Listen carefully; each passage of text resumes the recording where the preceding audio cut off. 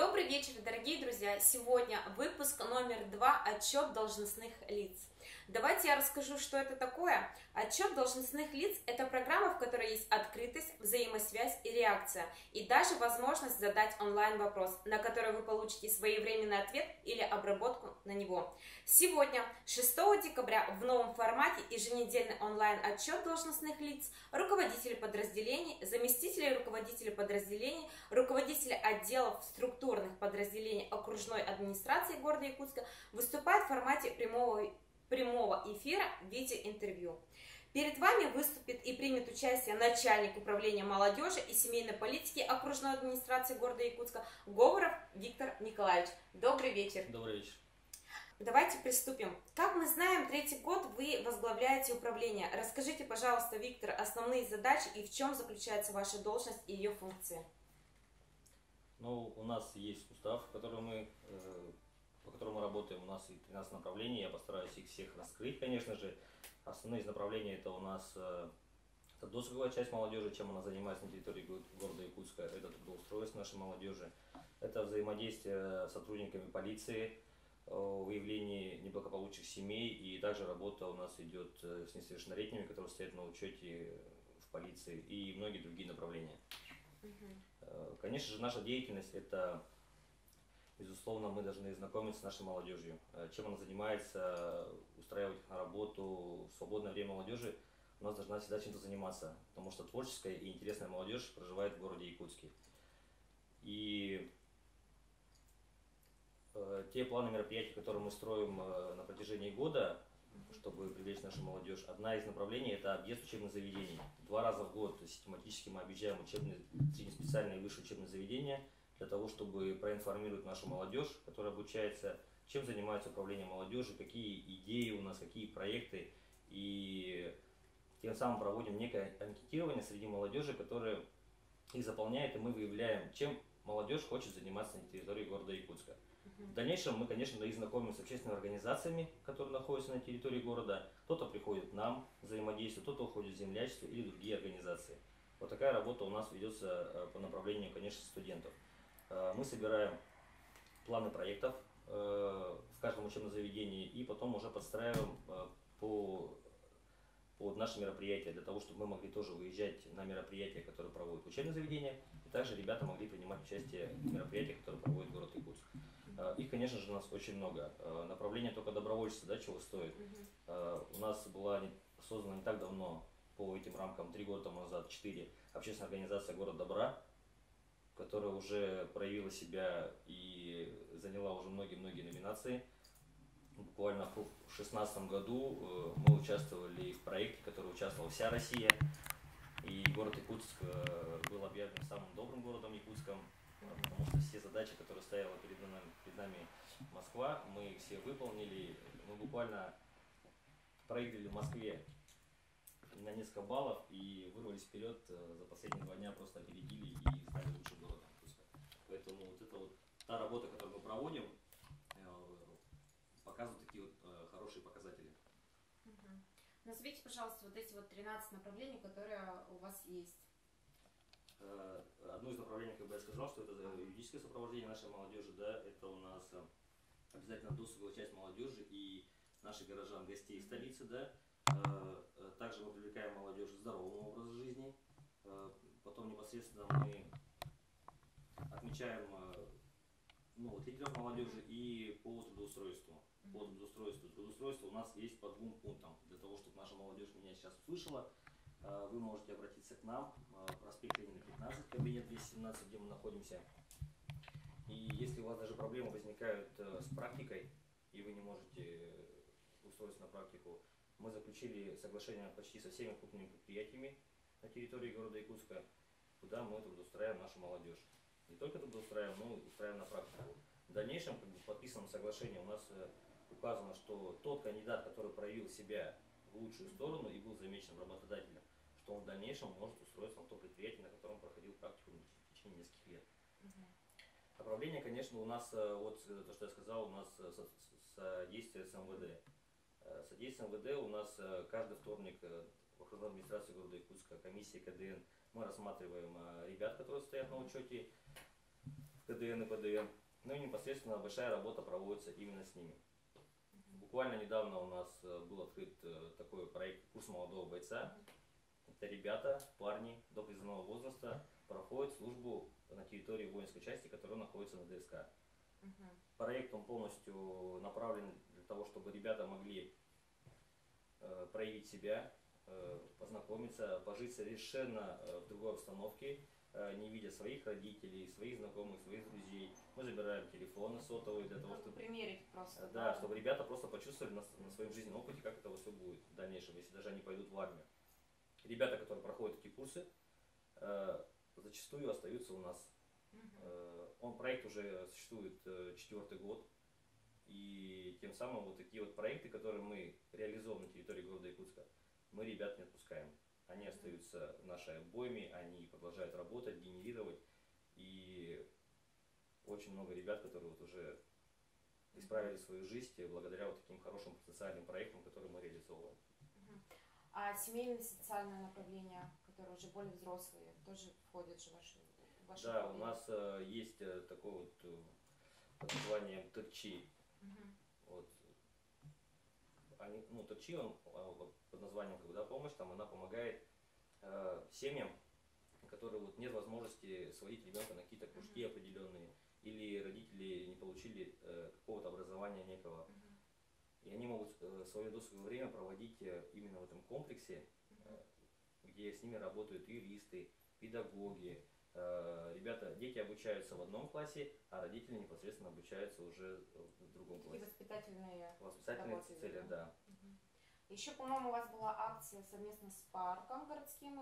Вы выдавали билеты на аттракционы, да? Что это такое было в июне? Ну, вообще у нас главой города Якутска объявлен год добра. Вот, поэтому у нас вообще вот запланировано 300, к юбилею года 385 добрых дел, которые мы вот реализовали в течение года. И, конечно же, в наших северных климатических условиях в зимний период времени на улице проводить мероприятия очень сложно, поэтому у нас направленность, конечно, идет в летний период времени. И парк — это просто такое вот место, где мы проводим самое большое количество мероприятий. И да, мы раздавали такие купоны там и проводили флешмобы, все различные конкурсы. Благодаря парку, то, что они нам предоставляют бесплатную площадку, бесплатное оборудование, и вот мы проводим такие вот конкурсы. А где можно, допустим, узнать о таких мероприятиях, если вот ребенок нет возможности посетить парк, оплатить аттракционы? Где вот можем транслировать или мониторинг какой-то? У вас на сайте или как-то вот вы распространяете по соцсетям?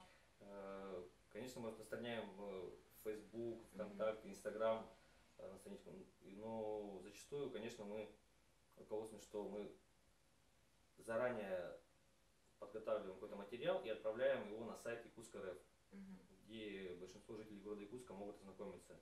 Также у нас есть большие группы в WhatsApp, где подписаны многие общественные организации. И туда тоже мы ссылку кидаем для того, чтобы они могли оповестить своих знакомых и друзей. Хочу напомнить, что у нас выпуск делится на 3 части. Первая часть — это у нас более официально идет отчетность должностных лиц. Вторая часть — это блиц-опросы, и третья часть — вопросы за или против.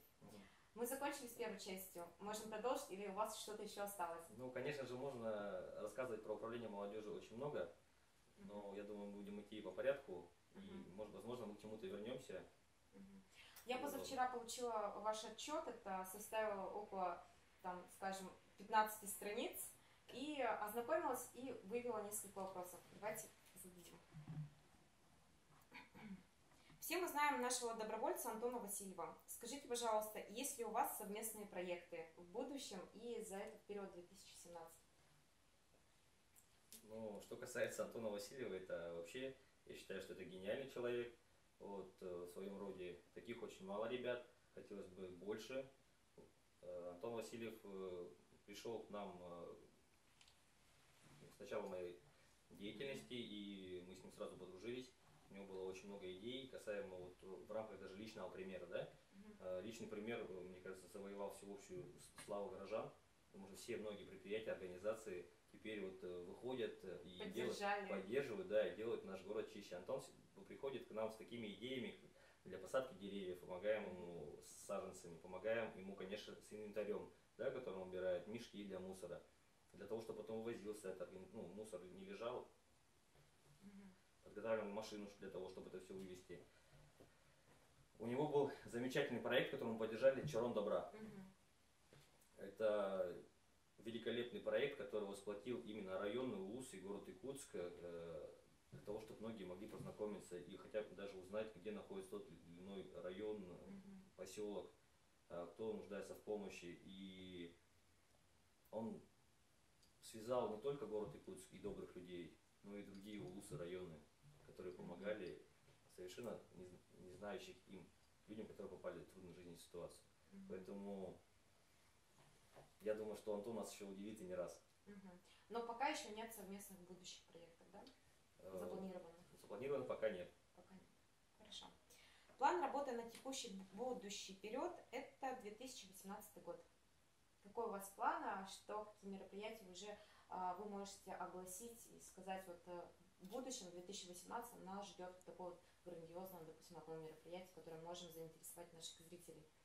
На участие. Самое ближайшее мероприятие, это у нас будет мероприятие под названием «Арт-квадрат». В этом году у нас был юбилей, вот, это всемирный, ну, всероссийский фестиваль.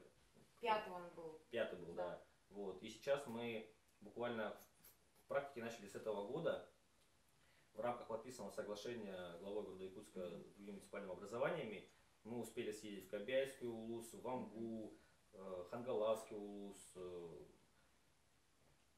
еще парочку районов, и где вот проводили такие вот мастер-классы, привозили наших ребят, студентов, КВНчиков, направление ИЗО, музыка, танцы, вокал. И ребята принимали участие и получали путевку для участия в городе Якутске уже на таком вот фестивале, который проходит у нас на территории города Якутска. Поэтому мы пытаемся, конечно же, обхватить больше районов в этом году, так как проделали дополнительную работу, выявляли лидеров, которые сами родом с тех регионов, в которых подписывали соглашение, для того, чтобы они могли нам помочь с организацией выезда, встречи с руководителями, с молодежными лидерами на местах. И мы провели вот эти встречи и выдали всем путевки, и ребята потом у нас в марте месяце приняли участие на территории города Якутска, вот, чтобы призвать не только молодежь города Якутска, но и с республики, чтобы этот проект получился намного масштабным. Но от этого года проект, сколько было охват участников? Ну, примерно. Ну, у нас по 5 направлениям, и в одном направлении бывает по 250, по 300 заявок. Конечно же, у нас идет конкурсный отбор, вот, ребята, члены жюри оценивают, и потом уже лучшие из лучших выходят в финал. То есть это более такое на выявление музыкальных, творческих детей, подростков, да? Да, направление возрастом? фото, музыка. У нас возраст почти не ограничен, поэтому участвуют. То есть молодежь может участвовать до там 20... Ну, молодежь у нас идет до 30 лет. До 30, да? До 30, поэтому до 30 лет, но, конечно, допускаем еще ребятишки, которые вот увлекаются фото или чем-то еще, танцы, конечно же, и более юный возраст может быть. Еще вот третий вопрос. Где будет проводиться ИСЭХ молодежи 2018? Это же становится ясно в конце ИСЭХа 2017, как я помню. Да, в этом году у нас состояла очень-очень длинная дорога в город замечательный, Мирный, где нас очень тепло... Все дальше и дальше, да, где нас тепло, да, ИСЭХ. очень встретили. Дорога заняла очень длительное время, было очень сложно, но тем не менее все остались довольны. Удивительная природа, удивительные организационные моменты. Но в этом году нам, как очень повезло городу Якутска, потому что будет в Кангаласском улусе. Это 90 километров от города Якутска, поэтому я считаю, что... Это же методом жеребьевки, как я помню. Методом жеребьевки, да. Методом жеребьевки. Это теперь очень близко к городу Якутску. Будет легче и быстрее. Будет легче и быстрее, и жители города Якутска смогут тоже принять участие, приехать, посмотреть на данное мероприятие, которое проходит тоже на высоком организационном уровне. Помню, принимала участие в молодежном ИСЭХе, это 2011, по-моему, год, мне очень безумно понравилось. молодежь сплочается, столько конкурсов, конкурсы красоты, спорта, там прям отдых душой было. Четвертый вопрос. После ознакомления вашего отчета заметила, что часто фигурирует этнографический комплекс Чучур-Муран, где были организованы акции и спортивные соревнования. Экологическая акция «Чистая земля Олонхо». Почему именно это место? Вы сотрудничаете или, может быть, удобное расположение? Почему я задаю этот вопрос? Для того, чтобы понять, может быть, кто-то захочет тоже вместе сотрудничать с вами в ваших мероприятиях.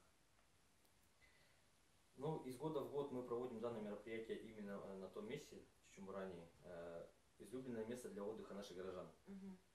Вот. Мы же все-таки выезжаем туда, когда растает снег, и уже люди у нас привыкают, когда лежит снежок, уже приезжать отдыхать на этой территории. Вот. И все-таки в Чучур-Муран у нас приезжает очень много гостей, вот, и мы же все-таки хотим, чтобы наш город становился все чище, и мы призываем людей, мы даже оставляем таблички, когда люди заезжают на территорию отдыха, чтобы они забирали с собой мусор и вывозили.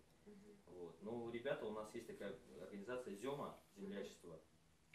Мы предоставляем им порядка 12 автобусов, и вот они вот такой вот спортивный, с таким спортивным зарядом ребята выезжают. Сначала они, конечно, убирают территорию, но после этого мы проводим соревнования, конкурсы. Это не то, что мы выехали на 2-3 часа, мы уезжаем туда рано утром, в 10 часов, и ребята возвращаются в 7-8 вечера. 3 года тому назад создалась молодежная биржа труда. Расскажите подробнее, что за организация, что за биржа? Есть обычная биржа труда, а здесь вот у нас молодежная. Ну, это было создано при поддержке Якутской городской думы депутатами. Идея очень хорошая. Вот, все-таки, как я уже обозначил, что мы объезжаем учебные заведения, и мы, когда делали опрос, мы сталкивались с такими проблемами, что ребята не могут найти, где даже пройти практику. Не все люди, которые у нас могут постучаться в дверь, им откажут, они вернутся, им откажут и опять вернутся, да, потому что, ну, всякие случаи бывают в жизни, и такие ребята к нам обращаются. Конечно же, мы их поддерживаем, ну, вообще, вот из-за чего реализовался, да, такой проект касаемо только трудоустройства, прохождения практики.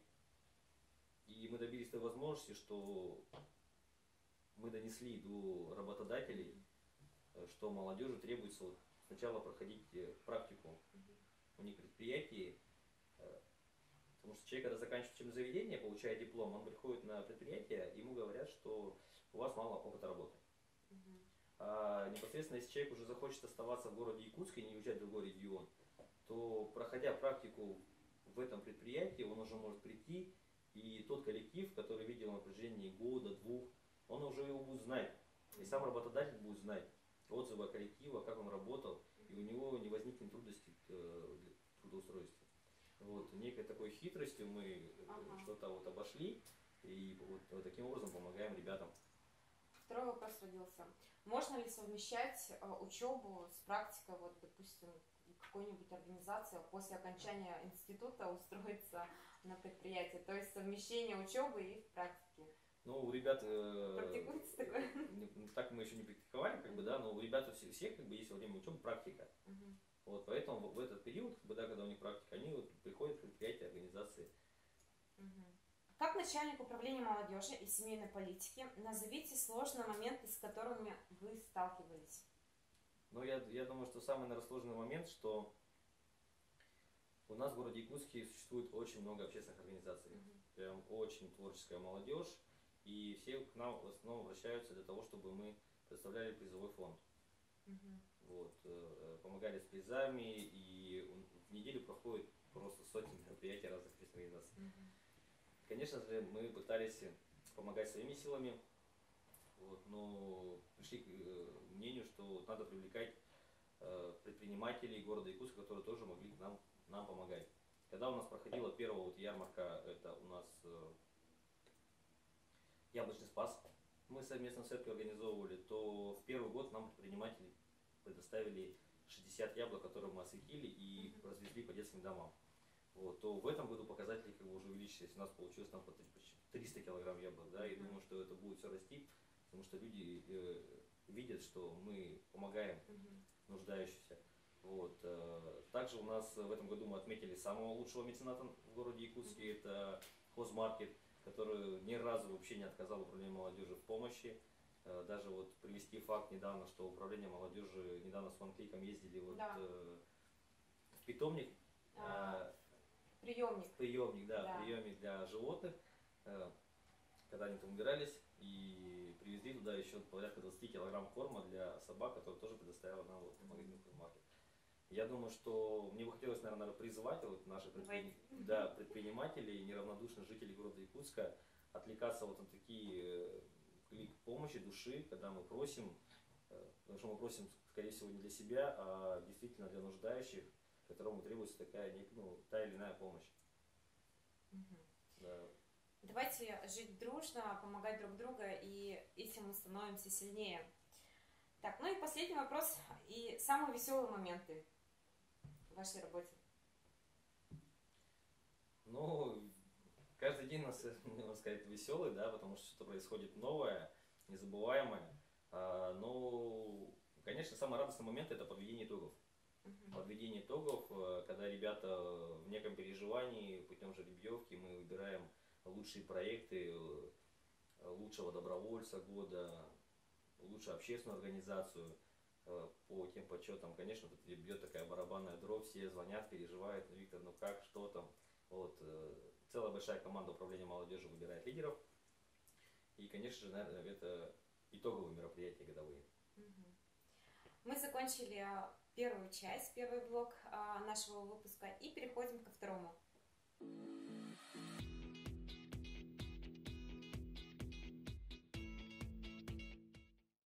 Так, ну и давайте приступим. Вторая часть – это блиц-вопросы или вопросы от зрителей. Так, сколько стоит проездной тариф? 18 рублей.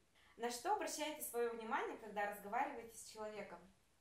Глаза, может быть улыбка, может быть жесты руками. На руки. На руки, да. Что больше всего уважаете в человеке? Честность. Честность. Что больше всего уважаете в женщинах и в мужчинах? В женщинах, ну, конечно же, красота, обаяние и ум. Вот. В мужчинах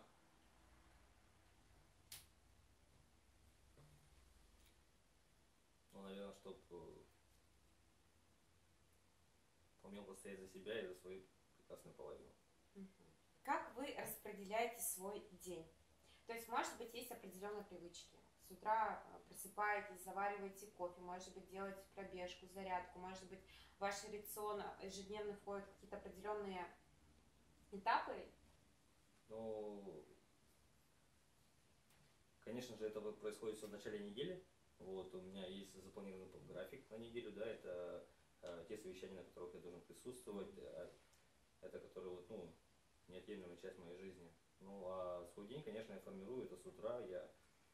Я очень люблю просыпаться, и на голодный желудок я обязательно на холодный стакан воды размешиваю ложку меда, выпиваю. И мне кажется, что я, ну, такой получаю витаминный заряд. Я не пью никакие витамины, кроме натурального. Я ем очень много меда. Это очень вот. хорошая Да, привычка. ну, конечно же, 3 недель, ну, 3 раза ходить в спортзал, заниматься спортом. Как вы оцениваете свою работу? Вы отличник, хорошист, может быть, троечник, а вдруг вы вообще двоечник? Ну, данную оценку должны ставить, конечно же, это горожане города Якутска, с которыми я работаю, поэтому мне будет очень сложно ответить на этот вопрос. То есть вы не ставите? Я не ставлю себе никакую оценку. Хорошо. Блондинка или брюнетка? Ну ладно, может быть, еще рыжеволосая. Вот, блондинка. Так, ну и последний вопрос от зрителей, которые поступили из соцсетей. Как вы думаете, повлияла ли ваша работа в управлении молодежи и семейной политики? Вот вы на должности уже 3-й год. 3-й год, 3 да. года. Как вы думаете, повлияло в положительную сторону? Положительную сторону. Да. Ну, за время работы управления молодежью мы открыли дополнительную общественную организацию «Город добра», открыли молодежную биржу труда, вот, и побеждали в новых номинациях, поэтому я думаю, что положительно. Давайте так. Как вы строите отношения внутри своей семьи, по каким принципам? Это важный вопрос, потому что все-таки молодежь, она равняется на своих родителей. Ценности делаются, видя, как строятся отношения между отцом и матерью. И такой же человек вырастает, поэтому мне кажется, этот вопрос очень прям интересный. Как вы строите отношения внутри своей семьи, по каким принципам? Мои родители находятся от меня очень далеко. Вот. В Кобельском Алусе, поселке СНГ, 360 километров, поэтому для меня они очень родные, и я пытаюсь их навещать как можно чаще. Поэтому я считаю, что полноценная семья – это очень важно для каждого, особенно для детей. Давайте вспомним, когда мы учились в школах, средних специальных заведениях и университетах, многодетным семьям и семьям, находившимся в социально опасном положении, было бесплатное питание, проездные талоны. Сейчас в наше время такового нет. Как вы думаете, почему? Вот я сама лично помню, что в школе многодетные семьи, дети из многодетных семей, они питались бесплатно. Также выдавались им талоны и даже проездные билеты. Было такое. Ну, насколько давно? Лет, наверное, 10 назад точно. Сейчас в школах нет такой программы. И билеты, по-моему, проездные тоже уже не дают. Нет, у нас при управлении молодежи существует, да, программа. Если у вас 3 и более ребенка, да, вот, то у нас вы можете обратиться в управу и получить удостоверение многодетной мамы, по которым там есть уже определенные льготы. Даже, чтобы ходить в кинотеатр, вы тоже получаете некую определенную скидку. То есть еще дополнительные какие-то есть, да? Да, конечно. С ними просто надо ознакомиться более подробно, и если у родителей, да, есть желание, они могут подойти в управу, и специалист по семейной политике обязательно примет это во внимание, они заполнят анкету, и потом уже они получат удостоверение, которым могут пользоваться. А там уже будет прописано все льготы дополнительные. А вы, как лидер молодежи города Якутска, кого видите в своем окружении, на которое должны равняться и брать пример наша молодежь? Ну, для меня лидер города Якутска, это же непосредственно, конечно, наш глава города Якутска, да, которого очень любит молодежь, в том числе и я. Вот, касаемо только на многих примерах, как он очень поддерживает нашу молодежь, то я считаю, что он безусловно лидер, на которого стоит равняться. Ваш любимый кумир?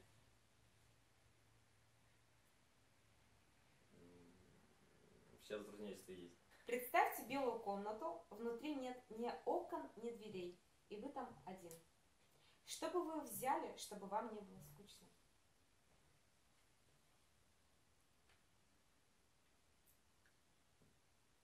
Я бы взял, наверное, карандаши. И разукрасили бы белую комнату, да? Разукрасили бы белую комнату, да, я просто душевно отдохнул. Я люблю рисовать, поэтому, наверное, в уединении для меня это был бы душевный отдых. Хорошо. Какие планы на молодежные мероприятия? И тут спрашивают, снова ли будет наш земляк L1? Ну, я думаю, что данный гость всегда в почете, да, среди горожан города Якутска. Но сейчас я не отвечу на этот вопрос, будет он ли здесь или нет, но я думаю, что еще многие десятки раз и сотни, наверное, этот человек будет радовать своим творчеством нашу молодежь города Якутска.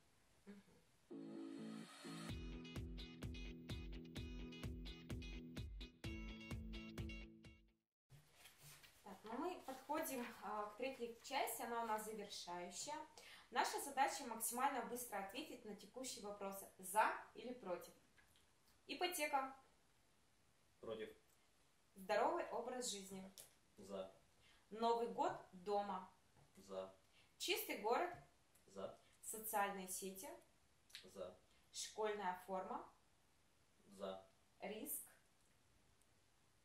За. Однополые браки. Против. Мост через реку Лена. Конечно же, за. Пластические операции. За. Один брак на всю жизнь. Моногамия. За. Феминизм. Отвечу, наверное, против. Ну и все, мы подошли к завершению. 3 блока у нас закончились. В завершение интервью, Виктор, пожелайте жителям города Якутск, может быть, какие-то советы, пожелания к уходящему 2017 году. Мы сейчас подводим итоги года добра, которым был объявлен главой города Якутска Арсением Сергеевичем Николаевым. Поэтому, общаясь с молодежью, я всегда говорю, что без вас, без той частички добра, которую вы внесли в этом году, не было бы вот такого бурного и прекрасного завершения вот тех добрых дел, которые вот мы сегодня отчитываемся. Поэтому мне прям вот хочется вас призвать, чтобы той энергией, которой вы зарядились в этом году, вы продолжали ее просто раздавать еще многие-многие годы.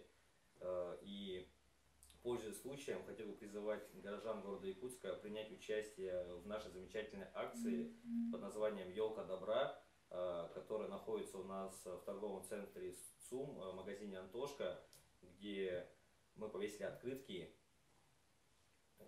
объехав детские дома в городе Якутске, и каждый желающий может прийти и подарить подарок ребенку и такую частичку тепла, пожелать ему хорошего, доброго Нового года. А я, конечно же, вам тоже желаю здоровья, счастья, любви, и чтобы каждый из вас этот Новый год встретил своей семьей. Ну а я хочу напомнить, что каждую среду в 19:00 не пропускайте нашу прямую трансляцию в профиле OneClick Якутск и также на Фейсбуке. А в пятницу мы выложим уже готовую версию на канале OneClick Якутск в YouTube. До скорой встречи! Пока-пока!